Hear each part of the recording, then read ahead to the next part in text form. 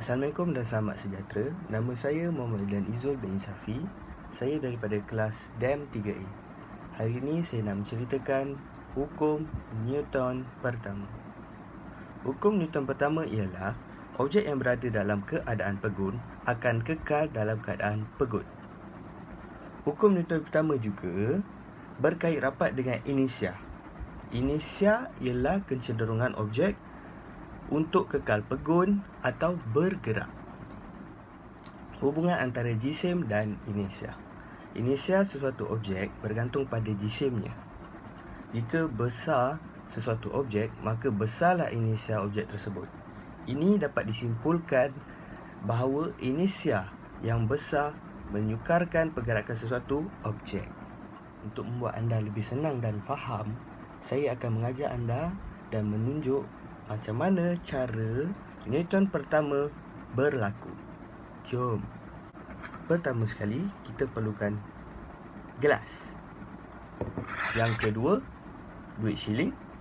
Dan yang ketiga, kertas. Hanya 3 bahan sahaja. Pertama, letakkan gelas di tengah-tengah. Kedua, letak sehelai kertas. Dan yang ketiga, letak shilling di tengah-tengah.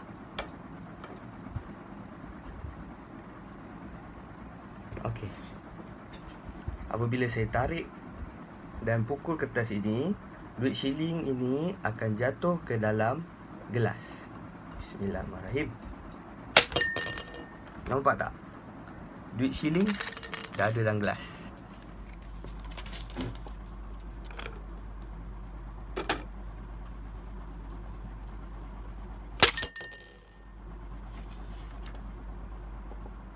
Okey, korang dah tengok kan? Kenapa duit shilling tu jatuh dalam gelas bila saya tarik kertas? Jawapan dia, inersia duit shilling mengekalkan kedudukan asalnya. Daya tarikan graviti menyebabkan duit shilling itu jatuh ke dalam gelas. Betul ke salah?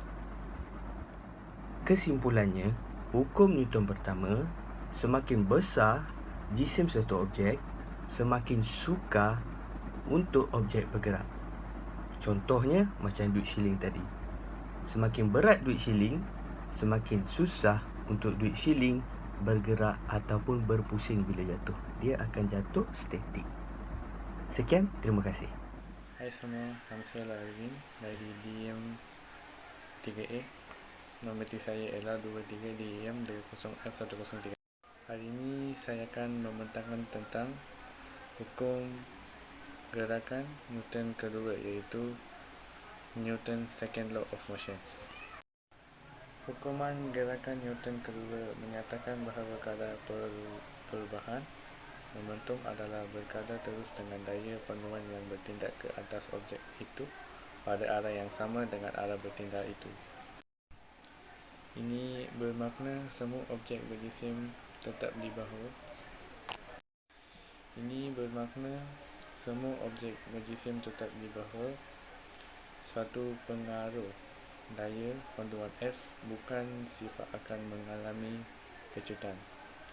Justru, hukum gerakan Newton kedua ini juga dikenali sebagai hukum pecutan. Pecutan suatu objek bergantung pada daya besit yang bertindak ke atas objek, manakala jisim yang besar membataskan pecutan sesuatu objek. Saya pakai 2 botol. Satu botol air penuh, lagi satu botol kosong. Yang ini kosong. Okay. Yang ini botol air penuh.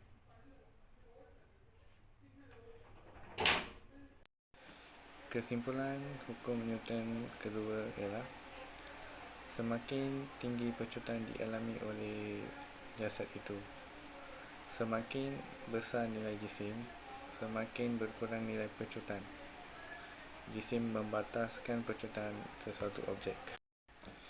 Jika terdapat daya panduan, objek tersebut akan ada pecutan yang menggerakkan objek tersebut. Terima kasih. Assalamualaikum, Madam. My name is Muhammad Izzat Daniel bin Muhammad Kazuran from DEM 3A. Now, I will proceed with Newton's third law of motion.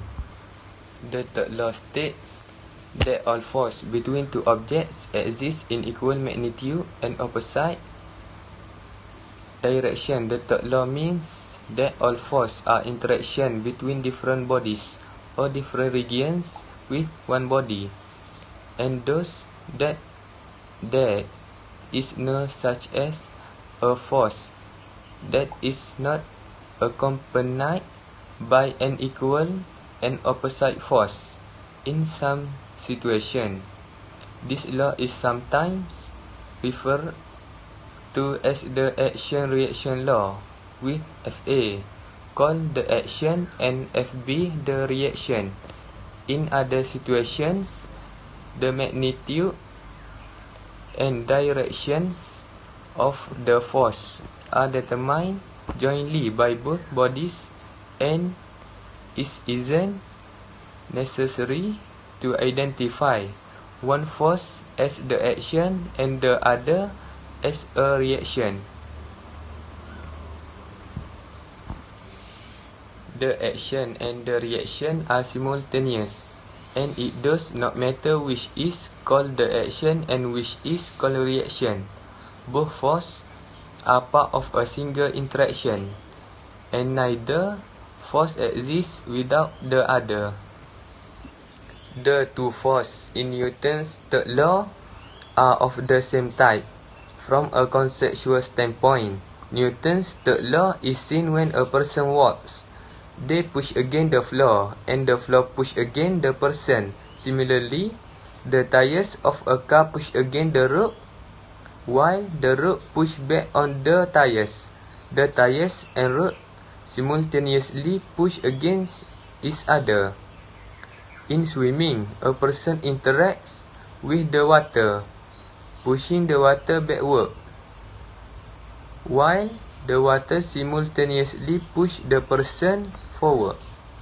Both the person and the water push against each other. The reaction force account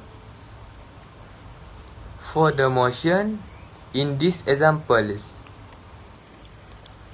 This force depends on friction, a person or car on ice, for example, may be unable to exert the action force to produce the net reaction force. Newton used the third law to derive the law of conservation of momentum. From a deeper perspective, however, conservation of momentum is the more fundamental idea, derived via Nader's theorem from Galilean invariant, and holds in cases where Newton's third law appear to fail.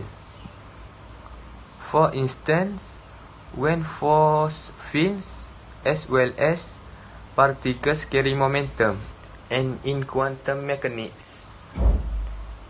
That's all from me. Thank you.